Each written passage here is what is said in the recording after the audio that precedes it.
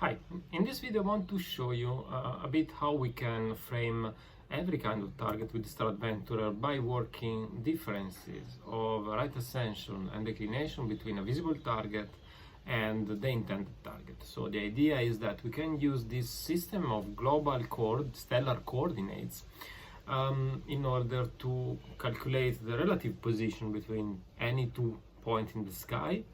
And if one of the point is a star that we can easily see, say Vega, then it will be easy, once we know the set of coordinates, to star hop precisely from Vega to, say, M57, the ring nebula that is nearby, with the Star Adventurer, without any GoTo, even if the ring nebula is very small, is invisible, and if to image it you will need to use a long focal length with a very narrow field of view.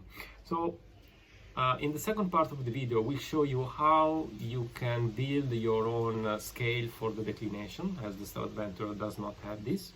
And in this first part of the video let's have a look of the theory, the idea behind this precise star hopping. Okay, so we all know that if we have a three-dimensional space, we can represent it with a set of 3 coordinates like z, x, and y, which are all orthogonal. And if we have a point somewhere here, we can project it on the xyz plane, and so we can get the coordinate x, we can get the coordinate y. We can do the same projecting the point on the plane zy, and we can get also the value for z. So the point P will have x, y, and z. This is not a convenient system of reference for stars. For stars we want to work in a spherical system of coordinates. So how do we define this spherical set of coordinates? Well, let's start considering Earth.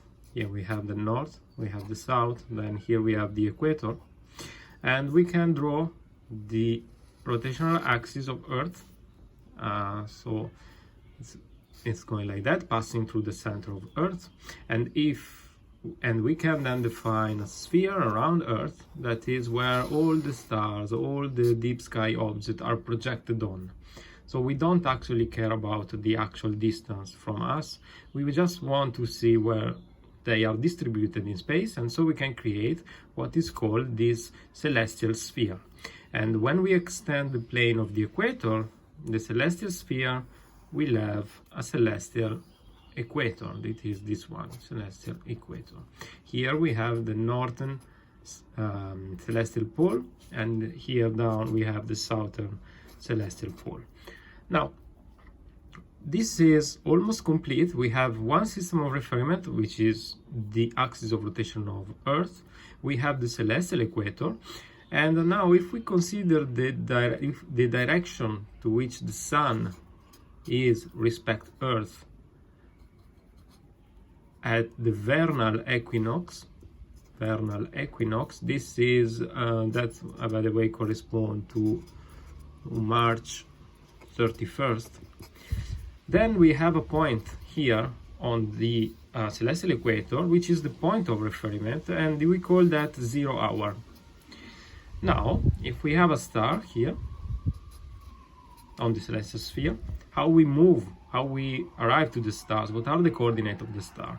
Well, the first thing is that we can move to the equator, and then from this point here to the vernal equinox, we move eastwards, so like so, along the celestial equator until we arrive at a certain point where then we need to climb to meet our star. Now, the movement along the celestial equator, that is the right ascension, and this measured in hours. So we have 1 hour, we have 2 hours, we have 3 hours, we have 4 hours, and then we do all the way around, we come back here, we have 22 hours, we have 23 hours. So our star, the coordinate for our star are, we saw 4 hours in right ascension, and then, so that is 4 hours, and then we have the angle we are going to form between the center of Earth, the point at 4 hour in right ascension, and then the amount of climbing we did. And this angle here, let's call it, I don't know, let's call it theta. This angle here, theta, is our declination. And that's why we can use a protractor to measure the declination. And so let's say in our example maybe is 30 degrees. So the overall coordinate of the star in this global system of referiment, that is 4 hour, 4 hour in right ascension and 30 degrees in declination. This is a global system of referiment. It doesn't depend, like altitude and azimuth, does not depend on your position of Earth, does not depend on the altitude and azimuth of the star, and it doesn't change in time, at least not in a human lifespan. So you can do the math comfortably at home. And when you arrive in the field, you say, okay, let's suppose that this is Vega, and I know, for Vega, I know its coordinate, and then I want to jump, let's say, to here, where we have a very small M57, the ring nebula. So, how we proceed? You can do that at home. So here we have Vega, which has coordinate right ascension 1 and declination 1. And then we have M57, which has right ascension 2 and declination 2. Those set of coordinates, they don't change in time. So at home, we can simply note down, once we have frame Vega, we have to rotate our camera in right ascension of a delta, which is simply the difference between the right ascension of Vega and the right ascension of the ring nebula. And we do also the movement then in declination, and that will be the difference between the declination of Vega and the declination of the ring nebula. So at home we can compute that. We get this number here, and then when we are in the field, what we do, we take our camera, we go to frame Vega in our live view, then we apply delta in right ascension and delta in declination, and we jump to the position where we have M57 somewhere in the field of view of the instrument, depending on the precision of the scale. So for the one of the Star Adventurer, the back of the Star Adventurer are rather, the precision is rather high, and how you build your scale for the declination then will decide what is your precision in measuring changing on declination. So this is pretty much how we can calculate the coordinates for a given star, and how we can use the coordinate of different stars in order to jump from one to the other. So let's move now to the second part of the video, where I will show you how we can build a measuring scale for the declination for the Star Adventurer. So at first I decided to do something like so. This is a circular protractor. There are protractor generator online. You can set your size and then you print it, and then this is glued on top of a thicker piece of paper to give a bit of strength. And then I create these two pieces to sandwich the protractor inside, so that when I sandwich the protractor between the camera and the deck, I can still rotate the protractor, so that I can align one of those marks with the marks I have here on this reference scale that is taped on the deck of the of the declination bracket. So we need that in order to know how much we move. Okay, so the problem is, I discovered after using this one time, is condensation. We know condensation is a problem in the field, and this piece cannot be removed after you frame your camera, you frame the target, and so those went soaked wet, got all saggy, these two parts got away. So this is not printing the protractor and simply cut it and stick it on the Star Adventurer is not a good solution. Will last one evening and then you have to throw it away. So I decided I want something sturdier, and to do that I have to be able to mount the protractor on a rigid support. Now I didn't know what to do, so I just went around the house and I found this, and that is, I don't know if any of you is still buying CDs and DVDs to engrave at home, but this is, well, a pack of fresh DVDs to write, and inside those usually you find one or two plastic discs that has the same size of the DVD, but they are not DVD, and this is the plastic disc. So what I did is to print my protractor. I will put the link of the template in the post where I will discuss this more in detail, all this information more in detail. So I print the protractor. This is 4.5 inches wide. Actually, the real protractor is larger than this, but there are a double scale. So the real protractor was something like this. You see that you have two scales. I just cut out the original one, well, the top one, because what I need is that this scale is very close to the scale or referiment on the deck, so that I can easily align the marks. So once I had a protractor of convenient size, I decided to use this kind of rigid support. Before sticking the protractor on it, I had to sand it down a bit with sandpaper, but grain is 280, to reduce the thickness of this disc to about 0.8 millimeter. And we want to do that because when we put this guy here on the Star Adventurer mounting plate, we want the screw to stick out a good amount so that we can safely screw in our camera or our dovetail clamp. So that's 8.8 millimeter, leaves plenty of space for screwing your camera on. And then instead to glue it, I just use some transparent tape, and the purpose of the tape is that it will provide an improved resilience to moisture, because the disc in paper will not get wet, and also touch, so I will not smudge the printed scale.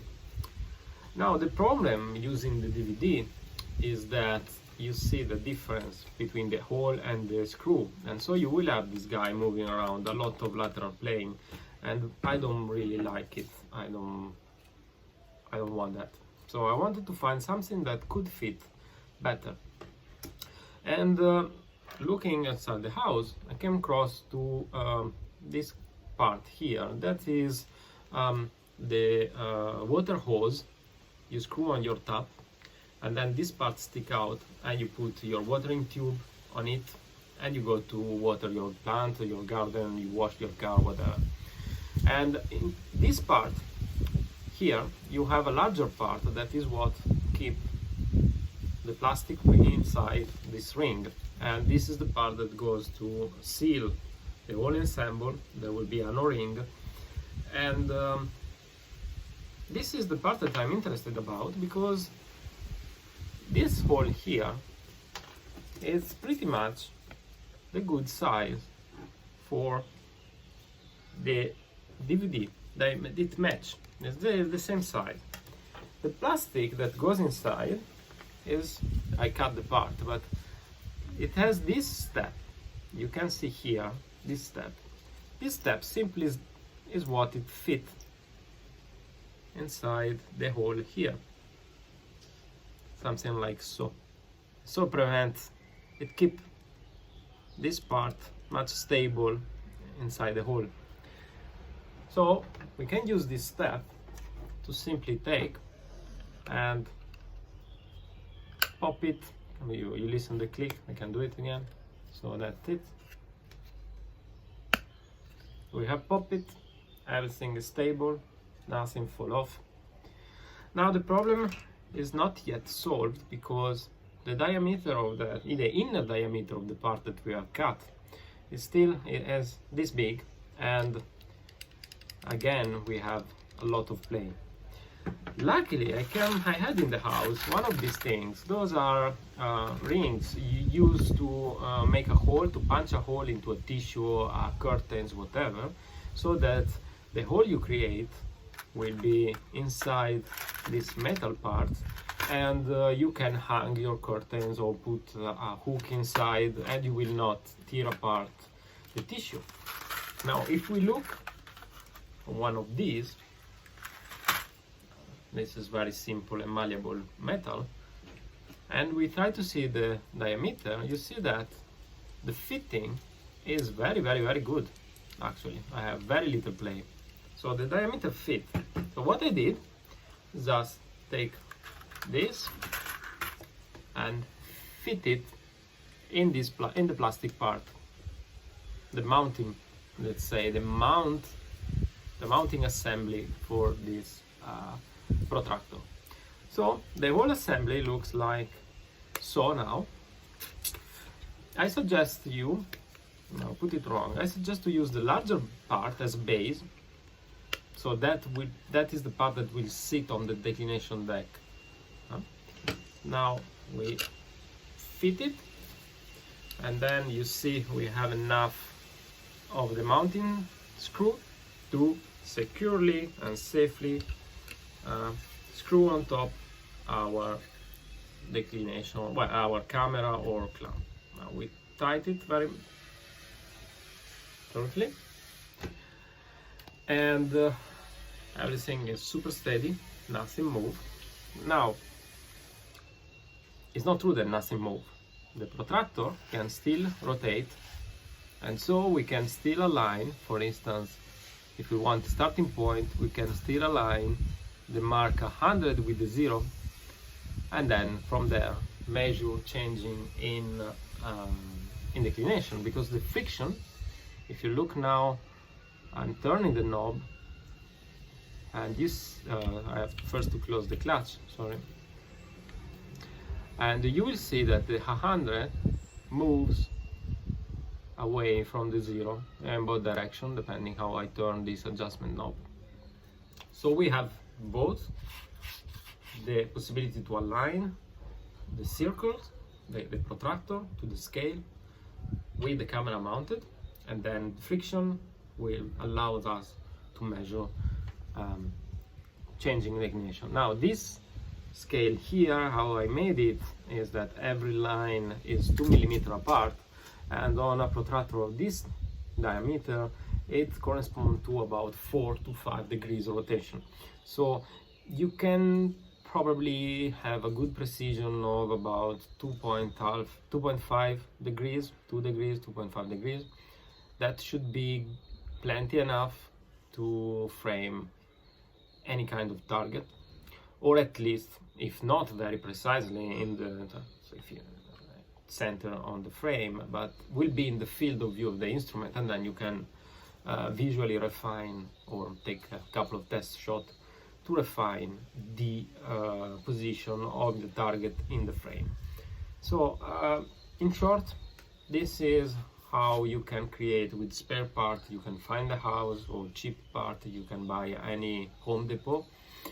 You can build your own declination circle to use it to frame any kind of target with the Star Adventurer, when you combine it to the measuring in right ascension provided by the graduated scales that are at the back of the unit of the Star Adventurer.